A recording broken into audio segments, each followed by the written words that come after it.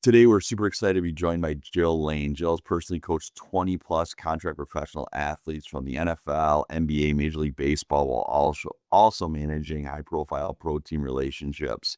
She was a high school All American Olympic development team member, collegiate and semi pro athlete herself. She's has a clear understanding of what competitive athletes take, and she's also a sports mom of three competitive athletes. So she understands not only what it takes to be at the highest level and stay there, but she also understands the rigors of being a sports parent and all the things we go through. So we're very excited to have her here today. And welcome to the Athlete Lab podcast, where our mission is to help bring a message of what it takes to be an elite sports participant, coach, and parent. So Jill, thank you very much to take some time to be with us today. Looking forward to it, and I love that mission. No, that's great. Yeah, I think we're on the same path here. That's really cool. So it's really interesting as we were talking before that so you have your professional background and you were an athlete. So talk a little bit about like your kind of path as an athlete and how you got into this industry. My path as an athlete, I spent 20 years playing my sport of choice, which was soccer. I dabbled in a few other sports, but a lot like today's athlete, if you want to be really good at one sport, you choose one lane and you put all your time into it. And that might be a discussion that we get into later, whether we should be playing multiple sports or not. But I was just really blessed to go to school on a couple different scholarships and have some opportunities to play at the next level. And the one thing about my nutrition portion during that time was that there wasn't any. And it wasn't like today where there's mass confusion because we have so much information coming at us in social media. At the time when I was coming up, there was no information. And so the lack of information and the access to it was really the issue. Now, I was really blessed to have what I call an armchair nutritionist mom. She would experiment on us and do things like make ketchup without sugar. And if you've ever had that, it's disgusting. It's like straight So tomato paste and vinegar. And we had to finish the whole bottle before we got the real thing. But she was always really curious in just kind of natural things, to the point that when I was, an all conference, all state, MVP captain my high school year of college, she was giving me some supplements because I always really struggled with fatigue. And if I wasn't playing, I could just lay down and sleep anywhere. And athletes still in today's world have this amazing capability. They can game when the whistle ball blows or the gun sounds or the ball drops or the puck drops. Athletes can perform, but really what's the tell in an athlete and how well they're doing is how are they when they're not performing or training. And for me, I was always tired and it lasted my entire college career. So my mom was always like sick of listening to me complain about it.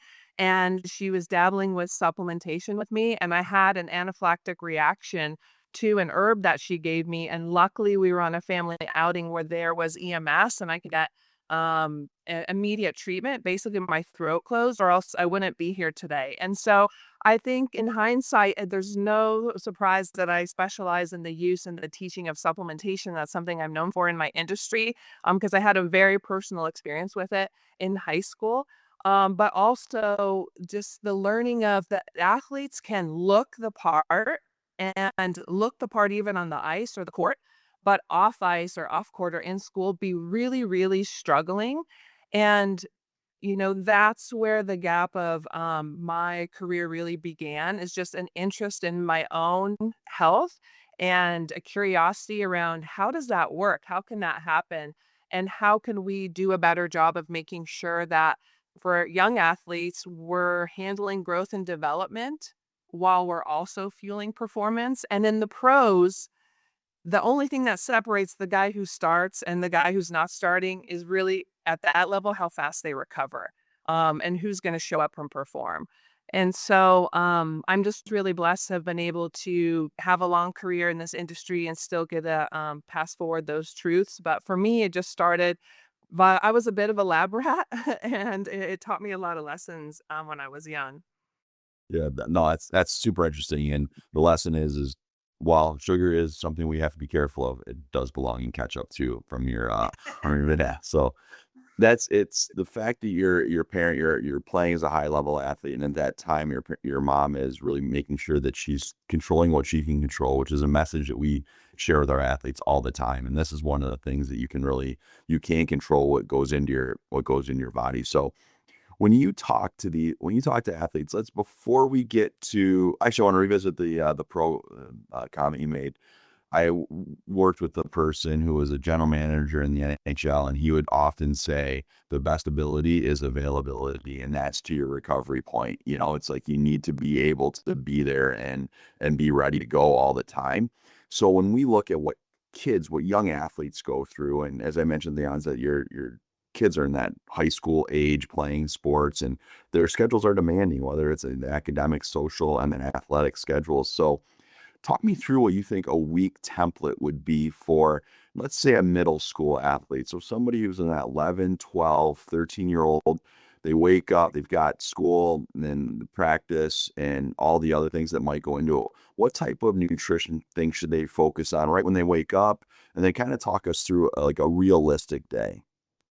Yeah, if I could take a zoom out just a little bit, I start working one-on-one with athletes right around the age of 13 to 14. So right at the middle school to high school transition, specifically for two reasons. One, I found just by trial and error over the years that they are emotionally enough aware to start to take responsibility for some of their fueling if they are passionate about their said sport and activities. And because that is actually the time of highest dropout rate in athletes for a variety of reasons. It's not fun anymore. It's getting too competitive, and they're not sure if they're, especially if they're in an in-between level, where they might fit.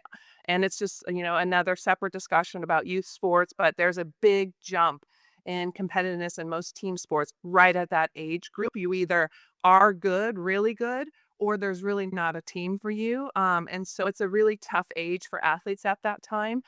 Before the age of 12 or 13, the onus for nutrition really falls on parents. And so I can't, and I speak, I'm looking in the mirror when I talk to myself about this. And just because I work in the industry doesn't mean it's any easier for me. I tell people I still go to the gym. I still have to lift the heavy things. I still have to buy the groceries and meal prep and do all the things that you guys, I'm asking you to do. So I live in this world and I get it. But it's our job before we start to think about when should they have breakfast and all that kind of stuff. There's really two or three things families should start to think about. One, what do we want to be known for as a family? Like, what is our goal? What is our goal here? Do we really want to fight our 11-year-old every morning because they're not hungry? They woke up late. They won't eat the cereal. You made this big spread. They don't want to eat it. Like, listen, I've had all of those happen in my own home. Is that the big goal here? Or do we have a kid that we know is really passionate about fill in the blank sport? We see some talent, we see their effort, and as a family, we want to create an environment not just for that athlete, but for our whole family to thrive. And so the first thing is, it's actually a something I walk a lot of people through when I do group teaching is just kind of decide what your family wants to be known for. And if you want to known for being prepared, having a plan, and then putting together a situation or a setup at your house where everybody can thrive, that's the first decision you have to make. Then the second thing is to understand what everybody's goals are. I can't tell you how many times over the years I've had a parent sign up their young student athlete to work with me. The student athlete isn't really adhering well to the things that they should be doing. And the third or fourth visit, and then I've actually had this happen, the student athlete will be sitting there. The mom is just like on their grill about why they're not doing this, why they're not doing that. I'm kind of watching it unfold. And I actually had a young man, he's a basketball player at the time, to say, I don't want to play basketball. I don't want to do this next year.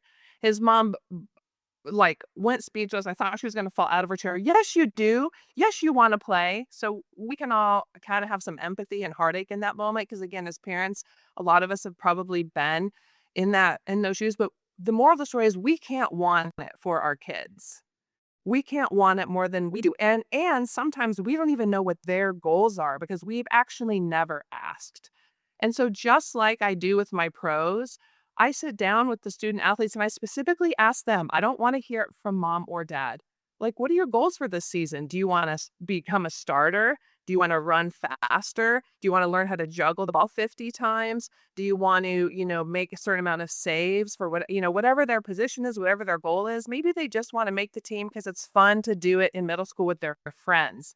What are their goals? And until we know what our kids' goals are and their vision, and then we set up an environment for success for our whole family at home, we can't talk about breakfast and we can't talk about, we have to set up something that's going to thrive long term.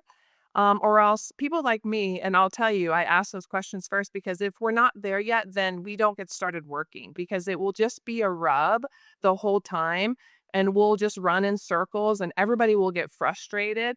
And I kind of have three rules when it comes to nutrition. The first one is we don't fight about food because we want to have similar language, we want to understand each other's goals, and we want to work as a team together. The second is we add before we take away, and so we can get into that in a second. And the third is consistency over perfection. Just like we practice everything in sport, our shot, saves, dribbling. Food is no different. It's not going to be perfect. Fast food's going to happen. Sodas are going to happen from time to time. Cookies are going to happen. That's not what we're talking about. We're trying to fill the massive gaps that are the needle movers that, especially for student athletes, are so critical because they're also growing and developing. The idea of starting with what are we trying to accomplish as a family, I think is really profound because that does allow when you allow the kids to have their say in that. Now it creates more intrinsic motivation. And you're right, like it's a really interesting way of looking at it. And I think a lot of parents, we see it sadly where it looks that the parent might want it more than the kid. And that also adds a whole nother dynamic. So that's a great way of looking at it to start and to be trying to, I'm sure a lot of coaches are nodding their head right now as they listen because they're thinking, yeah, you have players on your team that you're like, come on, don't you want to get better at this? And so Mhm. it's great that you're starting with, all right, we have athletes who are driven. So now we're talking about the hypothesis here. We have a 13-year-old who does want it. They're looking to gain an edge and they're looking for every aspect of it. What type of things would you start to use your words, add to what they're doing on a daily basis, and what kind of key components would you say they should be focused on during their peak season in terms of their busyness? Yeah, it's a great question. So we're looking to add before we take away. So I'm trying to look for where is their weakest link. When I'm just going to speak about fueling here, I'm going to assume that they're well skilled, they're practicing, they're getting strength and conditioning, all of that is handled. And, sleep and fuel run really in a close line together. And so I'm going to probably bring up sleep and hydration a lot today. But if we're just talking about food, I'm going to look for what their weakest link. And I'll tell you, in my experience, the two weakest links even in my pros, but for sure in student athletes is breakfast and snacking around training. Most people do okay with lunch. It's usually maybe a little light, oftentimes just because they have no time to eat at school. My kids have barely less than 30 minutes, usually on average 20 minutes to eat lunch at school. It's very difficult to chew your food and have social time and get everything in, but lunch and dinner usually aren't the biggest issues with student athletes. It's breakfast and snacking.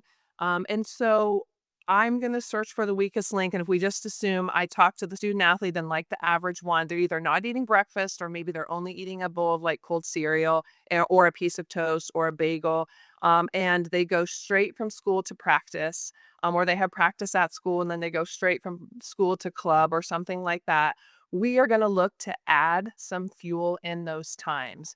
Why do we need that? Because I'm looking to fill the three big macronutrient buckets: protein, carbohydrates, and fat. Macro means big, nutrients means nutrition, big nutrition. We have to solve for the big nutrition first. We can talk about creatine and all that kind of stuff later. That's what everybody wants to know about. But if we don't solve for big nutrition first, we will have big gaps, and we can talk about what that feels like for an athlete in a minute. So I'm looking for protein first. Are they eating enough protein? Protein is our structural macronutrient, meaning its job is to build and rebuild. It is not an energy source. In fact, if we're using protein for energy, we've done something really wrong. And so, first things first, just like building a house, just like building a car, we need the framework, we need the foundation first. So, I'm looking to make sure they're eating enough protein spread throughout the day. And if we're not eating enough breakfast or if we're not getting enough snacking in at the right time, protein levels will not be adequate. And so that's the first thing we're looking for.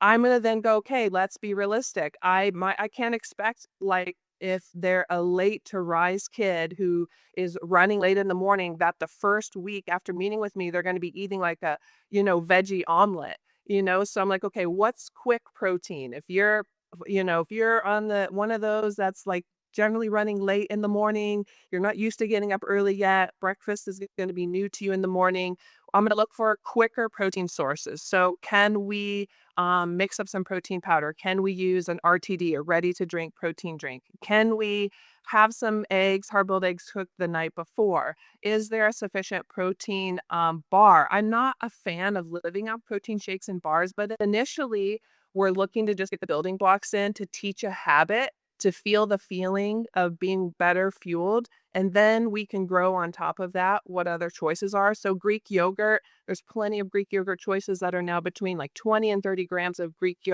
protein per container, which is the perfect amount for a student athlete. So, I'm looking to add protein at breakfast in 9 out of 10 people, including the pros that I work with. And I'm looking to add protein to the snacks wherever those fall later in the day. That could be any of those things I just mentioned. It could also be like leftover chicken breast, turkey burger, string cheese, combinations of those food. I was with a 90-year-old client of mine yesterday, and he decided his afternoon snack, because we're working on his protein, is going to be a can of sardines and an RTD because he needs about 45 grams of protein. I don't care what the combination is. If he loves that, that's perfect for me.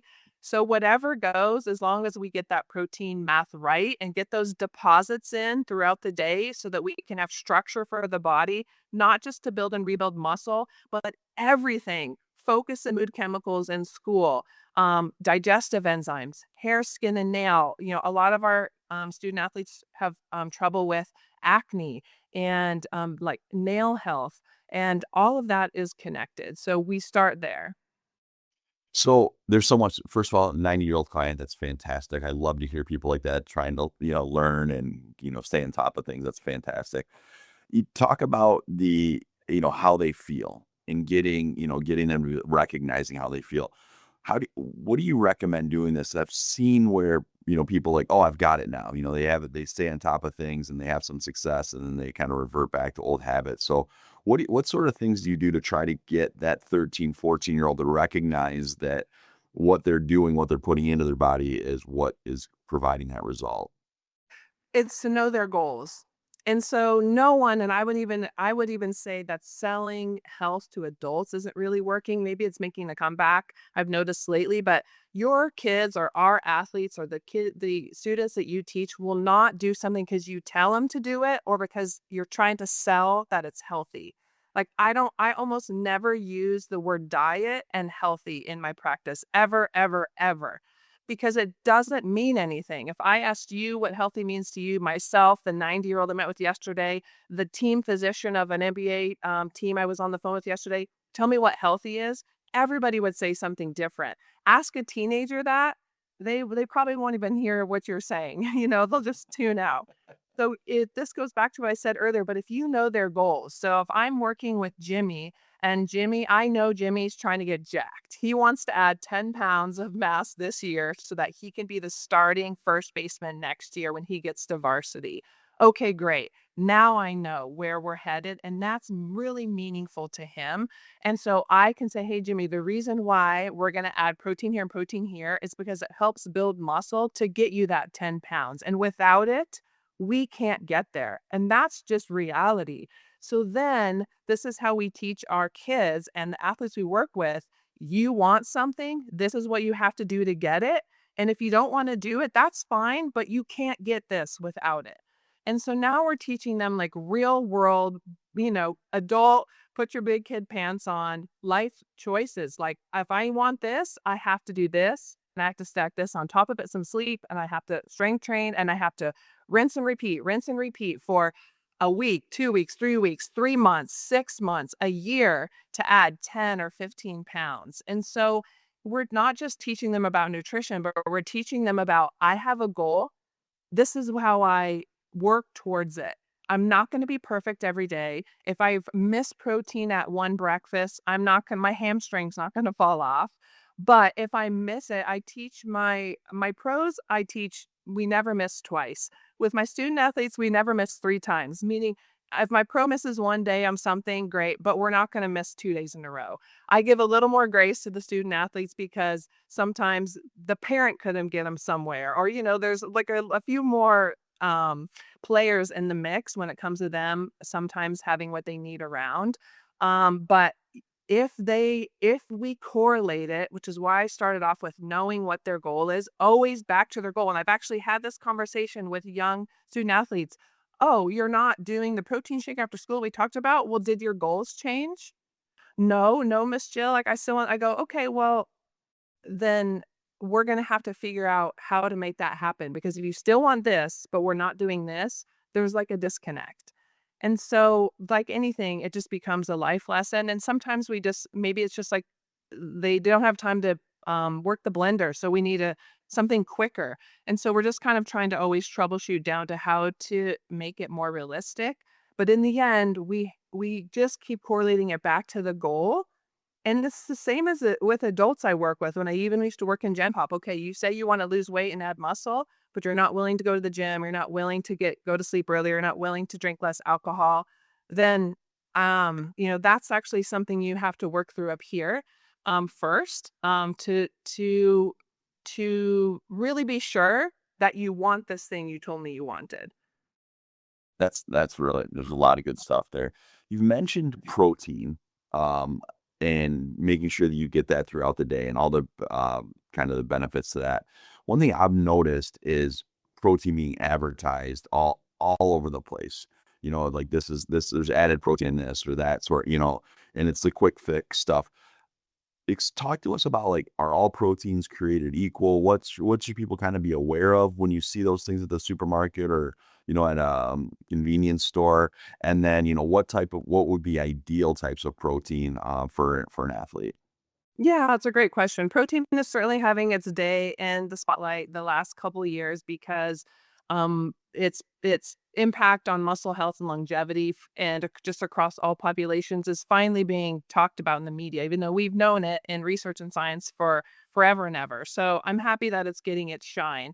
But capitalism is trying to take advantage of that, and they're trying to cram protein into like every food under the sun, as you mentioned. And so my preference is that we just eat, and I try not to use these kind of like cliche words in my industry, but I will, just like real food. So chicken, turkey, beef, bison, game meat, Greek yogurt, cottage cheese, eggs, like the stuff that come pre-formed already with all of the amino acids ready for us to use. I will lean on protein bars. I will lean on protein powder. I will lean on ready to drinks because we sometimes do need them in our busy life. And, if we haven't pre-prepared some of those other things we talked about, but I tend to avoid the processed foods that have had protein added to them for the sake of just trying to get some protein because either it's not high quality protein, it's a plant protein source, which is not as bioavailable, and you have to eat way more of it to get all of the equivalent amino acids to get the benefit from muscle protein synthesis,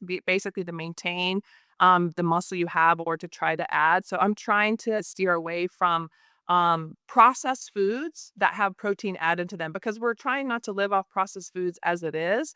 And so, in I steer away from those as often as we can. I want to see quote unquote real food, animal-based protein, because again, it has if we think of protein like a collection of Lego blocks, which is really kind of what it is, all the amino acids are represented by the different Lego shapes and sizes. We need the configuration of all of those different Legos in our body to build all those things I talked about. And plant protein is missing some of those shapes and colors in the right amounts. And so it's not equivalent to athletes and growth and development as our primary protein source. And so we want to stick with those foods that I just mentioned as the ones we're leaning in on at most meals, most days of the week to meet our protein need every day. That's yeah, it's really interesting that you kind of put it that way and the eating real food. I think that it makes sense. It's probably under talked about. And then the fact that you're giving us a blueprint of all the other reasons why those real foods matter with the different amino acids and that sort all those components. You mentioned at one point about the supplements. I think that this is something that needs to be you talked about athletes hear it. Maybe they're at a gym where they're trying to work out and get stronger and they're being told take X and then, maybe there's somebody else saying that, hey, this is really good, or, all of our Instagram feeds or whatever type of way you might be collecting information might show different things. So what will be some rules of thumb for parents as those things kind of come up and again in that high school age athlete? That's a great question. First things first, I'm a huge fan of supplementation.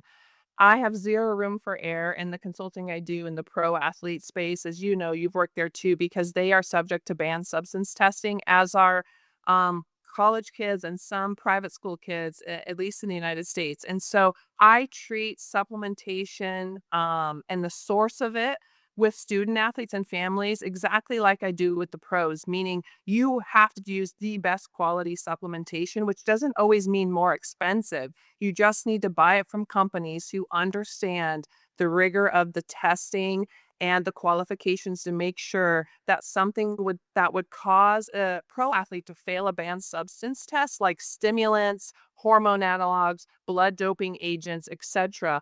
are in the multivitamin that you're giving your student athletes. In fact, it was like in 2019, 2020, around the time of COVID, the New England Journal of Medicine, a very prestigious medical journal in partnership with a banned substance testing company called NSF for Spore, took about 24 multivitamins off the shelf, OTC, over the counter, and tested them for banned substances, and half of them failed.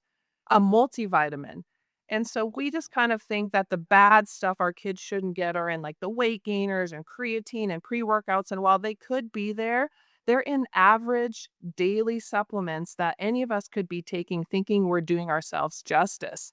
And most of the time, the companies aren't doing it intentionally. It's just that they don't have what's called good manufacturing practices to make sure that they're segregating some of those other things that could be contaminated in a said raw material and then making a product. The supplement industry is very regulated. People love to say it's not regulated. That's going to be farther from the truth. It's very regulated. They have very strict procedures and policies there to follow. The issue is there's not enough regulators. It's like whack-a-mole. In today's world, anybody could throw up a beautiful website made by AI selling some kind of a product that they're literally making in their garage, cash out $1 million, close down shop, and they've literally sold you pixie dust in this beautiful bottle, and you thought it was whatever was on the label. And by the time the regulators get to check them out, they might not even be a business anymore. That's something that's actually very real that happens. So you want to stick to companies that have been around for a long time that service the pro teams.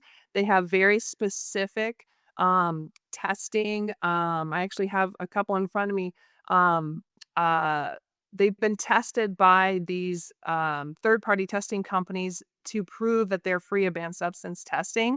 And then back to your question, I had to just go on that tangent because I'm for supplements, but I'm only for them if you know where they're coming from. And then it's like, okay, well, then where do we start? Well, if we think about student athletes first, we think that, where would they? I ask these kind of 5 questions. Are you eating enough food? Generally, the answer is no, right off the bat. Okay, well, then we might consider a protein powder that's only protein in it. We're not looking for anything else in the protein powder. It should just either be like whey protein or a grass-fed beef protein. Those are the top 2 that I utilize in my athletes across the board. We want it to be just like we're eating, beef or we're eating dairy protein. And so we might use a whey protein powder to fill in the gaps for the protein we need throughout the day. Okay, are we getting a variety of colorful fruits and vegetables in the day? Most people initially, before they start working with me, aren't getting a lot of fruits and vegetables. Okay, that might tell us we need a multivitamin to just fill the gaps of what we're missing from the phytonutrients and antioxidants and micronutrients and minerals from foods and nuts and seeds we're not quite eating yet. So we might then start with a multivitamin. We know that over half the population is deficient in magnesium and vitamin D, even though our kids play sports outside all the time. The literature shows we are deficient. I've never seen a normal vitamin D test in my student athletes. And by the way, nobody's pediatrician or sports doc or GP is checking. And so, as a student athlete parent, when your student athlete goes for their regular physical every year, you must ask for blood work and get their B12, iron, and vitamin D checked. They're not gonna wanna do it because it's not standard of care, but they also aren't asking you that how much time your kid is spending in activity all week long, which is a gap in medicine when it comes to, pediatric sports nutrition, and they don't even know that your kid is training 20 hours a week and could potentially be deficient. So get those labs done. Then I'm going to, does your kid eat 2 to 4 servings of fatty fish per week, like the American Heart Association says we're supposed to do as adults? Everybody says no. So then my next choice will be fish oil.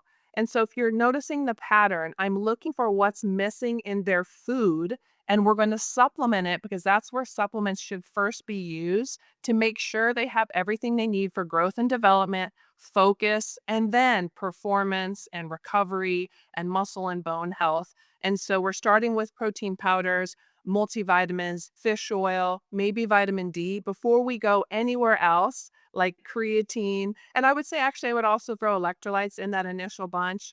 And we can talk about this because again, most people, even my pros, when they first come to see me, don't know how much water they're drinking. They're not tracking it. They don't really have an electrolyte plan as to when the best time is to drink electrolytes, which is best for them. And so I would kind of probably add that as a fourth that most of my student athletes are using some sort of protein augmentation, taking a multivitamin, taking fish oil, and using electrolytes strategically around their training, depending on if they're an indoor or outdoor athlete or if they're a heavy sweater or not. Wow, so much good stuff. Back to the it's good to hear that the industry is regulated and the whack-a-mole analogy I think really hits because that's that does completely make sense. What's one label that we should be looking for if we're gonna buy a supplement? Yeah, I mean, I had some on my desk, I don't know if this will come through in the podcast, but, you wanna look for this NSF for sport. You can go to their website, but the product will have this tiny little acronym on it or this, icon is what I'm trying to say. Sometimes it's in black and white. This is a brand I use a lot called Designs for Sport, but I use another company. I use Momentous, I use Spoken, I use Thorn, you're looking for that logo, which means that company actually had to send that product after they make it.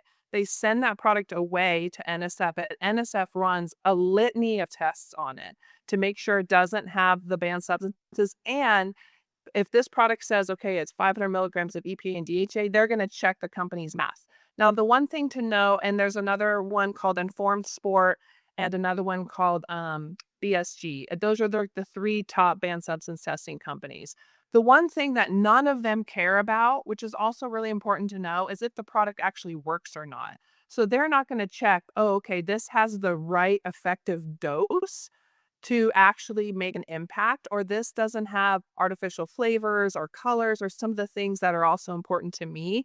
And so NSF isn't Informed Sport, any of those I mentioned aren't the end all be all. They're going to cover label claim and banned substances and some other toxins that could be in the product, but they don't actually check, is there enough of this active ingredient to make this product even good? Or does this have artificial flavors or colors that maybe for some people they wouldn't choose? They don't take a position on that. So there's a few more things to know about the products, but that as a minimum is a good place to start.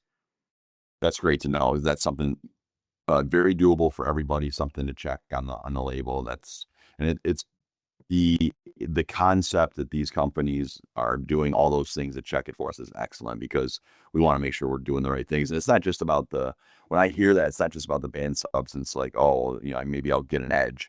It's all the other things if you're really buying what you're, yeah, what you believe you're buying.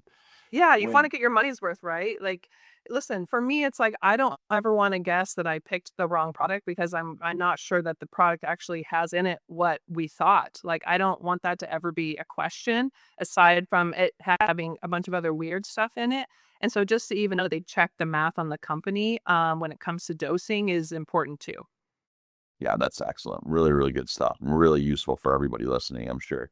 You mentioned electrolytes and proper electrolyte use. That sounds to me like low-hanging fruit. What would your recommendations be for or added electrolytes in an athlete's day?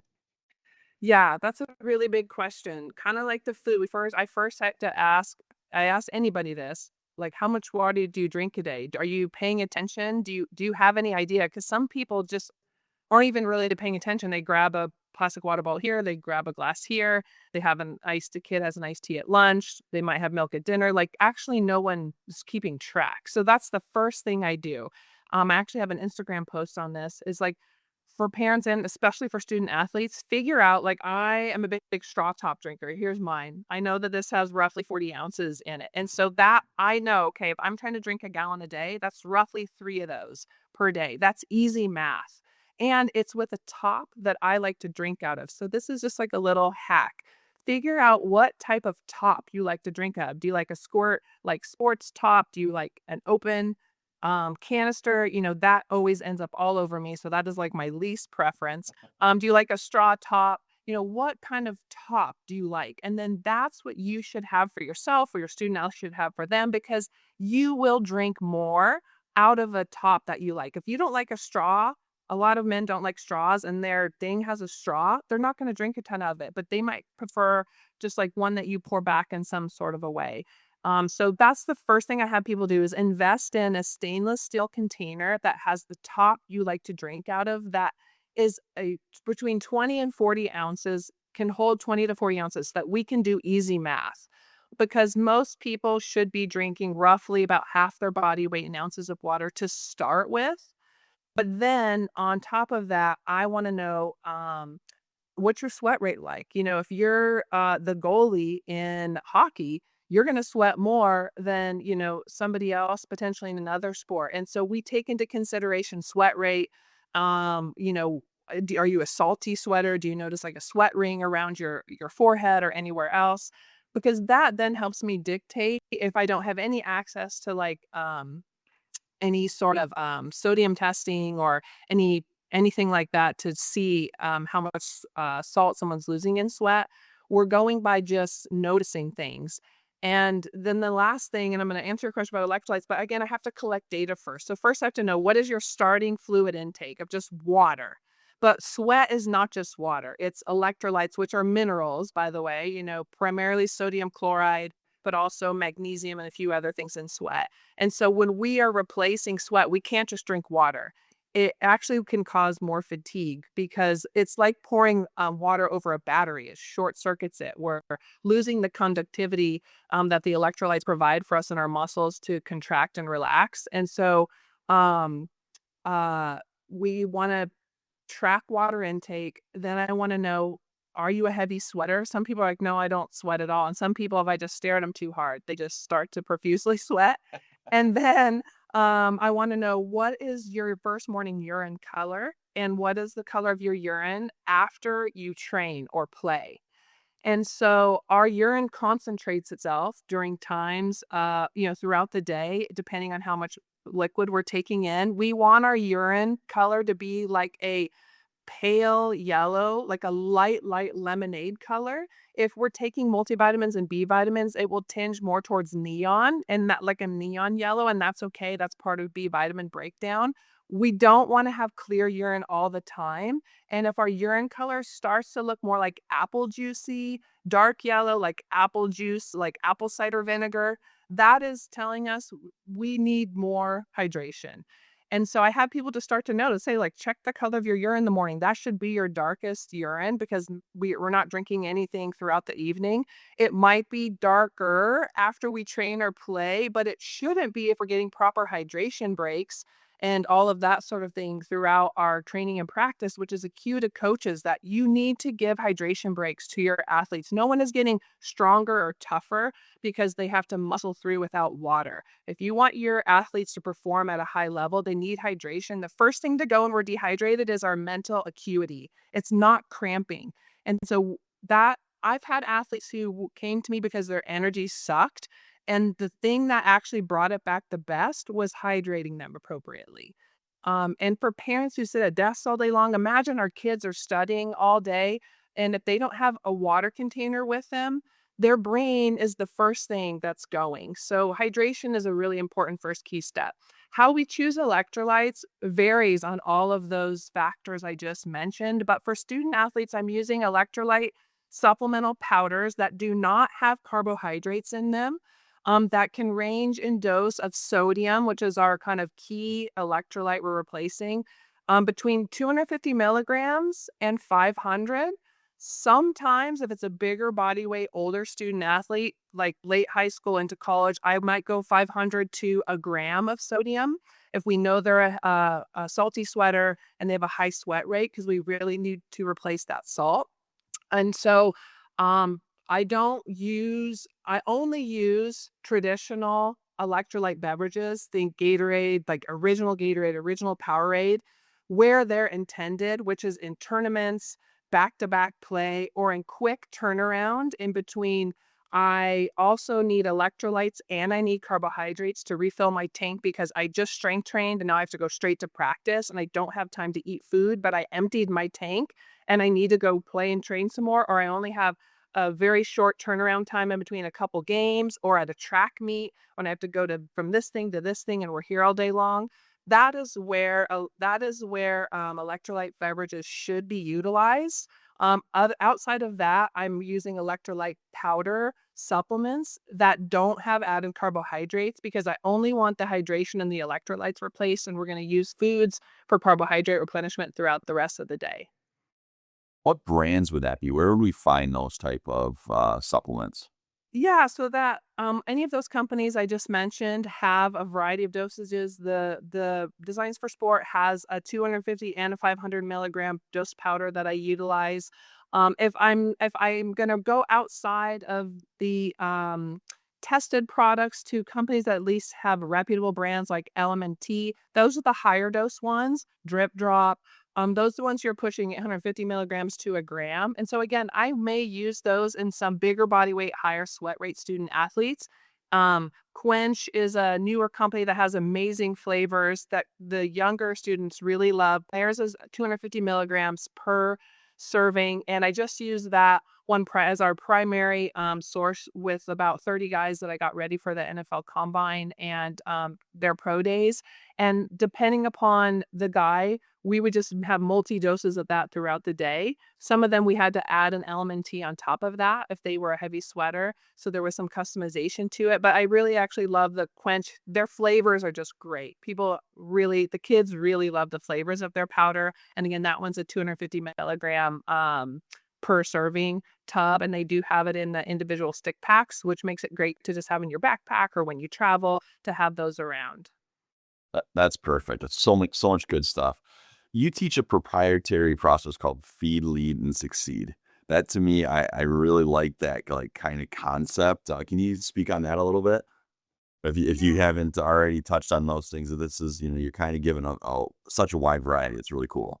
Yeah, I mean, I think that's kind of been the underlying current of everything that we've talked about. So that principle goes under my student athlete brand called Fueling Champions, which I've had for maybe about 10 years. That was my initial kind of like tagline for that brand. Fueling Champions has since turned into an app that kind of does everything that we just talked about from a food timing and macronutrient standpoint. But I think the concept originally when I was starting that brand is I was speaking a ton to student athlete and their families and youth sports. They wanted to know what I was doing with so and so pro athlete and how can little Johnny or Susie do all of that. And so it's really just been everything that we talked about: feed, lead, succeed. We want to feed our kids. We want to as parents be good leaders, and we want to craft and champion good leaders in our home. For the point of of success, whatever that definition is in your house. It doesn't always have to mean winning, but it can mean for my kids, they just know that I care about them giving their best effort. So if they gave their best effort and their team still lost, we can walk away with our head up. Or we gave our best effort in school, a subject is really hard, and getting a C was a win, then okay, that's what I care about most. I think, since then, my brand as a whole, what I'd like to be known for and what I kind of stand for and the approach that I come to the table with when I do work with anybody in my industry is just to kind of be a champion of people. Um, in the end, that's how we show up for our kids. That's how we show up as a coach. That's how we, show up in life, whether nutrition is our tool, whether we're a strength coach, whether we're trying, a skills coach trying to get kids to, skate a certain way, um, we're knowing the best that we can about each of the athletes we're working with, knowing what their personal goals are, and then just trying to help them see that vision through for themselves. And sometimes kind of stand in that gap if they're not quite there yet. They're in that awkward 13-year-old age, their body's changing. They were really good at their sport, but now they're suddenly 3 inches taller and they have these big clown feet and they can't run as fast anymore because they're like a puppy. They're not grown into their body yet. And they're going through this awkward stage and they're trying to decide whether to give up sport or stick it through. If you coach kids during that time of life, it is such a critical time to just really be their champion and to really kind of be their leader and to really make sure they're well fed, which I would just say is not just about fuel, so they can kind of stick through to get the success of it. So it's just about the patience and the consistency and the modeling and the leadership that's required to see through to the goals that you're trying to accomplish. It doesn't matter who you are. If you're a student athlete, if you're a coach, if you're a parent, if you're a business owner, whatever it is, that's just the reality. And food is no different than any of the other things in life we're having to stick, to it with to get the goal we're trying to achieve. That's really, really good, and I'd like to kinda couple more things. So that the app that you mentioned, so that's the world we live in. So you're saying your app can be you can put in what the food that you've eaten and explain that a little bit because I'd love the idea of being able to give families and coaches and parents just tools to make Yeah. their lives a little bit easier. Yeah, I appreciate that. So as of right now, you don't have to enter any food because I people don't have time for that. Eventually, it may be a component of the app. What it does right now is solve for the biggest pain point, which is one of the first questions you asked me. How much of what food should Jimmy eat when based on his hectic schedule? So what you do is you download the app. You put in Jimmy's hectic schedule. He gets up at 6, he has to be at school at 6:30, he has practice at this time, he goes at this time, and it will tell you his macros and some ideal times for him to eat throughout the day. And then it will send him some reminders on the key times, which we covered breakfast and snacks, because that is the baseline. It's going to continue to grow and do some really cool things, which I can't share quite yet, but in the next 2 to 3 or 4 months, it's going to evolve and more new features will be added. Right now, it just covers those baselines. And then there's a section with some static content about protein, about macronutrients, about building your plate, about how to convert, how okay, it says he needs 100 grams of carbohydrates. What is that? 1 cup, 2 cups? And so all of that is kind of in there. So then you can kind of become curious at home. Like I said, I've been working with this 9-year-old client of mine for quite a while, and for a few reasons, we had to kind of revisit his protein intake. Yesterday, he's turning 91 in a couple of weeks, so we had to revisit his protein intake, and I left him with just the thought of like, hey, just be curious. Look at some of the labels of the food that you have, and see how we can make the math work. What can we add to this, to make the protein? And so the takeaway is to put your schedule in the app, see what it suggests, go through some of the static content, and then get curious at home. Start flipping over labels. I grabbed a few things. I know, we're up against on time, but some of the snacks I have at my house for my kids that are a variety of things, a mix of protein and carbohydrates, straight carbohydrates, straight carbohydrates, straight carbohydrates. They all have purposes, hot extra calories with like quick, little bags of like nuts or seeds. Just start reading labels and get curious and then see how the math works. And that's just the best place to start. And then you just start grocery shopping for these foods. And it can take a week or two to get your house set up. We go back to where we started to have a successful foundation. But once you get that set up, everything gets easier. Everything gets easier. You get your water bottles, you get the house set up, maybe you rearrange the pantry a little bit. I got a few summers ago, I got an air fryer so that my kids could for themselves. We have like life skills summer. And so 2 or 3 summers ago, I realized that I needed all my kids to be able to cook every single meal for themselves. And so I'm like, what's the easiest way for them to do it? And so I got an air fryer and I needed them to know how to cook themselves breakfast protein, lunch and dinner. And that was what we focused on the whole summer. And so, just take the time. Sometimes we forget that nutrition is a life skill. Cooking is a life skill. A lot of people don't know how to cook. A lot of adults don't know how to cook. So I'm like, use the internet for good. Use TikTok and use Instagram and use AI and use the searches for good. Find recipes, have it build you some cool stuff. I'll be having some cool AI in my app soon that just does some of those things also for you.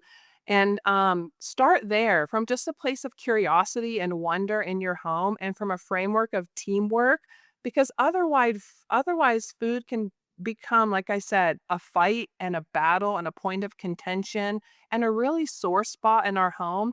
And we can't avoid food. It's part of our whole day for the rest of our life. It's actually the hardest part of health because of that. And so, why not just develop that positive relationship with food and curiosity in your home now for ourselves as adults, for those of us who maybe didn't get that in our childhood, or for our kids who are coming up, and have them have a life skill that will forever be something that serves them. Such great messaging. So good. Promise my last question. I could talk all day about this. Tomorrow, you said you have soccer games you're going to attend. What are your kids having for breakfast, and what are you sending with them to make sure they're ready to go? Yeah, so the staples in my house rotate between turkey bacon. I think I took turkey bacon out of the freezer this morning because my kid that plays early tomorrow, that's her favorite breakfast protein is turkey bacon. I don't have anything against regular bacon. Turkey bacon has more, guess what I'm gonna say, protein in it. And so that's why. Yeah, good turkey bacon that's just turkey. No other fillers has the same amount roughly per slice protein as an egg, which is 6 grams. And so I will have scrambled eggs, protein shakes, and turkey bacon. I usually have a couple different types of protein at breakfast. Just I have 3 kids and I have my preferences, and so people can mix and match. She will probably have oatmeal tomorrow. She likes oatmeal. And so I'll probably have those 2 things. She's not a big fruit eater breakfast. And then she will take and or possibly have with her games at 9:30, so it's an earlier game, applesauce. That was one thing I'm actually out of in my pantry today, but we go through those applesauce pouches. It's one of my favorite things. I even have my pros utilize them. And nowadays that you can get kinds that have like sweet potato and other veggies and fruits in them, those pouch kind of items.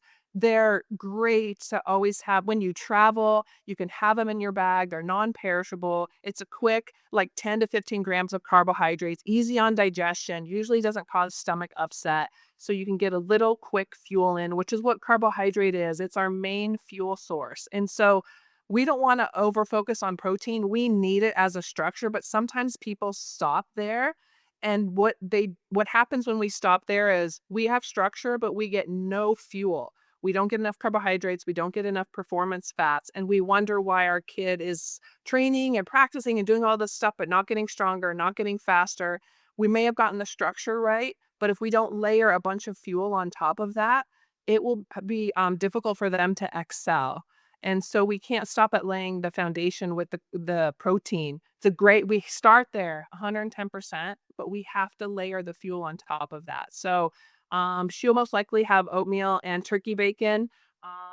And then she'll have a couple applesauce pouches with her if she needs to hit them. And then she drinks just straight water.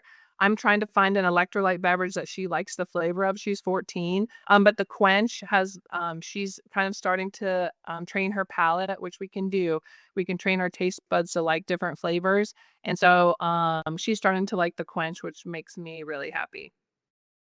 That is so good because that's real life stuff, and all of the information you shared is really, really useful and such an important piece of this. You know, as families, we put so much into our children's development, and then athletes, the time and commitment it takes. You know, it's really, really important that we're paying very close attention to this aspect. So, all the information that you mentioned, where can we find it all, and how can we help you share it? Thank you so much. I appreciate the discussion. My webpage has pretty much everything. There's a free opt-in at the bottom for parents with recipes and a few things they can get started with.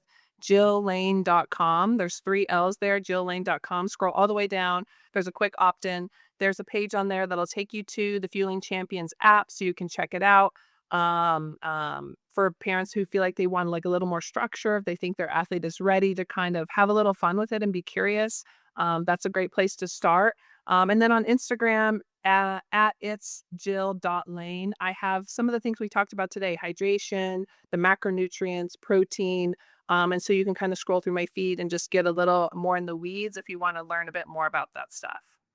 Well, perfect. Well, we really appreciate your time. You've added so much to our podcast. I know our listeners will take a lot out of this. So, hope your soccer games go well tomorrow, and Thank hey, you. good luck with everything. Appreciate you. Thank you so much.